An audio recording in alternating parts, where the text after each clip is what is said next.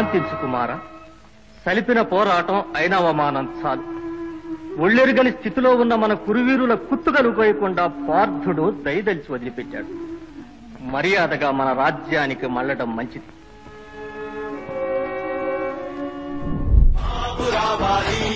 మన బ్రతుకులు మార